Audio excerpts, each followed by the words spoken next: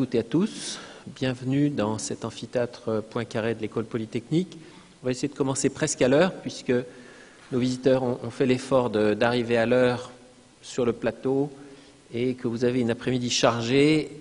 Donc on va partir avec un horaire respecté ou presque respecté et sur lequel on se recalera pour la première présentation attendue dans quelques instants. Donc, je suis Jacques Biot, je suis le président de cette école. Très heureux de vous accueillir. Juste quelques mots pour placer cette journée de l'espace en perspective par rapport aux ambitions et à la vision de l'école. L'école polytechnique, qu'est-ce que c'est?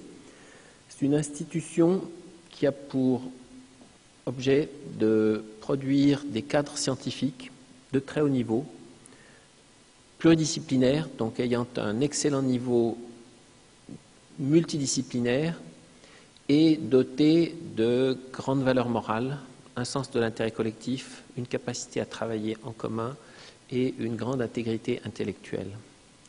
Quel est le débouché de ces cadres scientifiques? Ce sont trois types de débouchés. C'est d'abord, j'allais dire de manière historique et encore assez présente, le service de l'État, le service de la nation, par le biais des corps de l'État très largement, puisque sur une promotion de 500 ingénieurs polytechniciens, dont 100 étrangers, environ 70 partent dans les corps de l'État. Deuxième débouché qui est en croissance, qui a toujours été un débouché très important, si on songe à aux figures illustres qui ornent les murs de cette école, ce sont les carrières académiques, les carrières de recherche.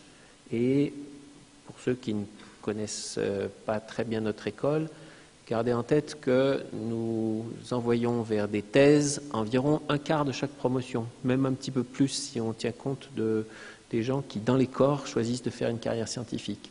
C'est le taux de PhDs après une école d'ingénieurs qui est, je pense, le plus élevé parmi toutes les écoles d'ingénieurs françaises. Et c'est une tendance qui nous honore et que nous aurons à cœur de poursuivre et d'amplifier.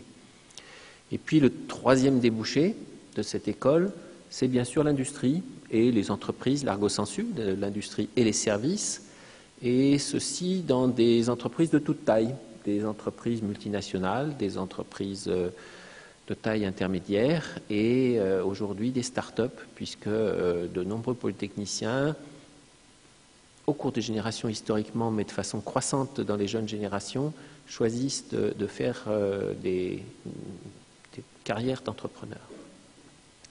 Donc voilà ce qu'est l'école polytechnique. Parmi les cadres, j'ai omis de mentionner que nous fabriquons à la fois des ingénieurs polytechniciens, c'est-à-dire le cycle classique, 500 à peu près par an, mais nous fabriquons aussi des masters. Nous en avons à l'école en permanence un peu plus de 300, 310.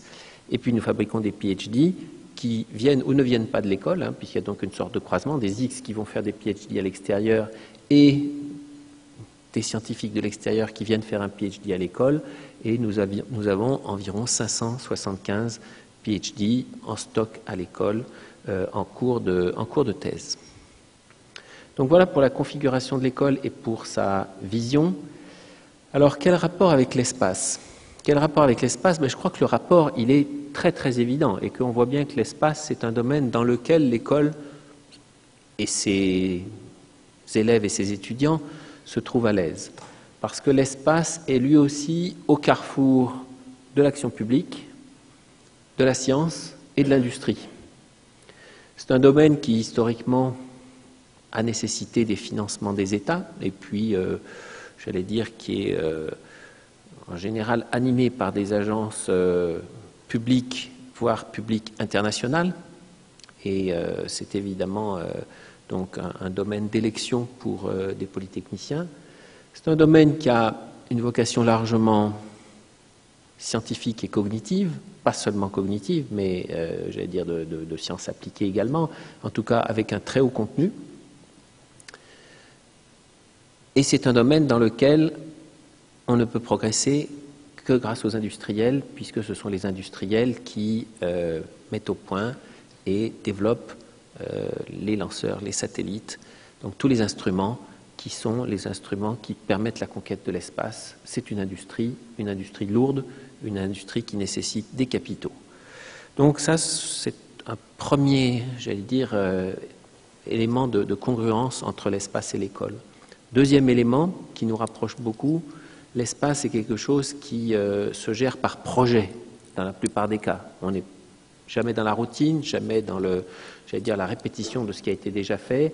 On est presque toujours dans la conception, puis la gestion et la réussite de projets. Et la gestion par projet, c'est quelque chose sur quoi l'école polytechnique met l'accent de façon croissante. Nos élèves en deuxième année se trouvent confrontés par groupe de 4 à 6 à des sujets scientifiques qui ont été soumis à l'école, soit par les laboratoires, soit par des laboratoires extérieurs, et dont ils doivent trouver la solution et qui doivent mener à bien dans un temps déterminé, avec des moyens déterminés.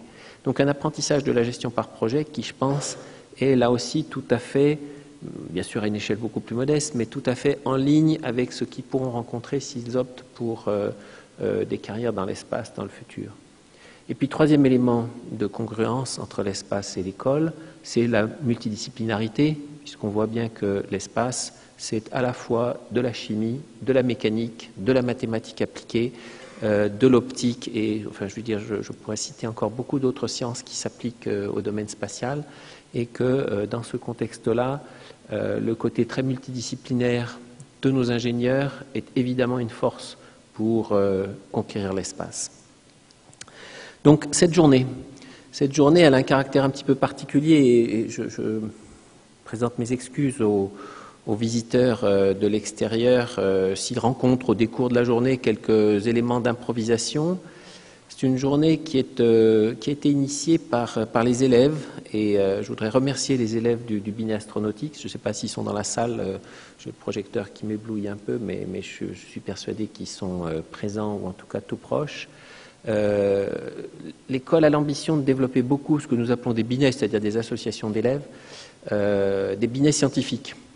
Et un binet scientifique qui marche très bien et qui est un modèle pour d'autres, c'est le Binet Astronautics. Et ce Binet Astronautics a eu l'initiative spontanément d'inviter pour la conférence de ce soir Jean-François Clairvoy, qui est un ancien de l'école, qui est astronaute, pour venir parler des métiers de l'école. Et à partir de ce germe, a cristallisé le concept de cette journée. Alors, la cristallisation est survenue il n'y a pas très longtemps, en juillet, si j'ai bonne mémoire, et on a donc eu relativement peu de temps pour monter cette journée autour de cette idée tout à fait excellente qu'avaient eu les élèves. C'est la raison pour laquelle nous avons contacté les industriels en juillet. Ça a été un de mes premiers actes de président que j'ai effectué avec beaucoup de bonheur. Je remercie les industriels et les institutions plus largement qui ont répondu présentes pour cette journée parce que nous vous avons laissé peu de temps pour vous décider, pour vous organiser, pour nous accompagner. J'espère que la journée sera un plein succès et en tout cas je veux vous remercier très chaleureusement et une fois encore plaider pour votre indulgence si nous avons quelques éléments d'improvisation. Je reviendrai vous dire quelques mots ce soir en lieu et place, et pas par délégation, mais j'allais dire dans l'agenda, en lieu et place de la ministre. J'ai eu l'occasion de parler personnellement avec Geneviève Fioraso de cette journée. Elle aurait beaucoup aimé participer à la journée et conclure, et c'est la raison pour laquelle nous l'avions incluse dans le programme. Vous savez qu'elle porte un intérêt considérable à l'espace. Malheureusement, on n'a pas réussi avec son chef de cabinet à, j'allais dire, tordre son agenda pour qu'elle puisse se rendre parmi nous, mais je peux vous assurer qu'elle, d'une part, elle a vivement encouragé personnellement cette journée et qu'elle porte un intérêt tout à fait remarquable à l'espace. Alors, j'ai dit qu'on tiendrait le timing, donc je vais céder la parole aux premiers intervenants. Donc, première table ronde, vous avez des conférences ex cathedra, et puis derrière ça, deuxième partie de l'après-midi, vous aurez une table ronde dans laquelle il y aura des échanges un petit peu plus interactifs. Je pense que l'ensemble de l'après-midi sera très interactif. N'hésitez pas, pour ce qui concerne les élèves, à poser des questions sur les carrières de l'espace. Pour ce qui concerne les industriels, à poser des questions sur ce que fait l'école, et puis à nous donner quelques encouragements. Patrick Lequéré, qui est notre directeur de la recherche, qui est au premier rang, sera votre monsieur Loyal pour tout cet après-midi, et il enregistrera évidemment toutes les suggestions qui pourront venir de part et d'autre. Notre premier orateur est Jean-Yves Le Gall, qu'on ne présente pas, qui est le président du Centre national d'études spatiales. J'ai évoqué tout à l'heure le lien très fort entre la politique de l'État et l'espace. L'espace ne peut pas, comme on le disait tout à l'heure, être exploré sans que les États et les agences publiques y consacrent leur attention. Le ministère de la Recherche, de l'Enseignement supérieur et de la Recherche vient de publier un agenda 2020 pour la recherche en général, et nous allons avoir le bonheur cet après-midi d'entendre Jean-Yves Le Gall nous parler de l'agenda 2020 dans sa version espace. Donc, Monsieur Le Gall, en vous remerciant infiniment, je vous propose de venir prendre ma place à cette tribune et je vous cède le micro. Merci à toutes et à tous.